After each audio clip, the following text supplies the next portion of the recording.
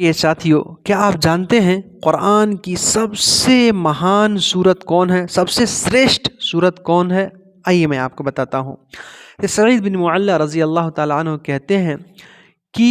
ایک دن مسجد میں نماز پڑھ رہا تھا، رسول صلی اللہ علیہ وسلم نے مجھ کو بلایا لیکن میں نے جواب نہیں دیا۔ پھر میں بعد میں آیا اور میں کہا اللہ کے رسول میں نماز پڑھ رہا تھا، تو رسول صلی اللہ علیہ وسلم نے فرمایا کیا اللہ تعالیٰ نے یہ بیان نہیں فرمایا یا ایھا الذین آمنوا استجیبوا للہ وللرسول اذا دعاکم،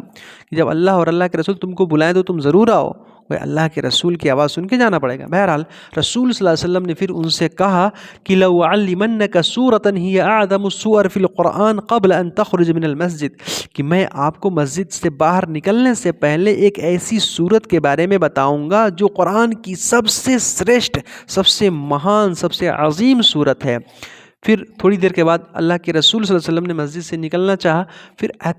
جو ہے سعید بن معلّہ نے کہا کہ آپ نے مجھ سے کہا تھا کہ آپ مجھے سورت بتائیں گے قرآن کی سب سے مہتوپورن سورت۔ یعنی رسول صلی اللہ علیہ وسلم نے بیان فرمایا ہاں وہ تو سورہ فاتحہ ہے، الحمدللہ رب العالمین ہے، یہ سبع المثانی ہے،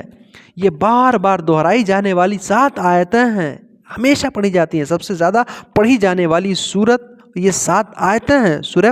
فاتحہ، اور یہ قرآن عظیم بھی ہے، اس کو قرآن عظیم بھی کہا جاتا ہے سورہ فاتحہ کو، جو اللہ تعالیٰ نے رسول اکرم صلی اللہ علیہ وسلم کو پردان کیا۔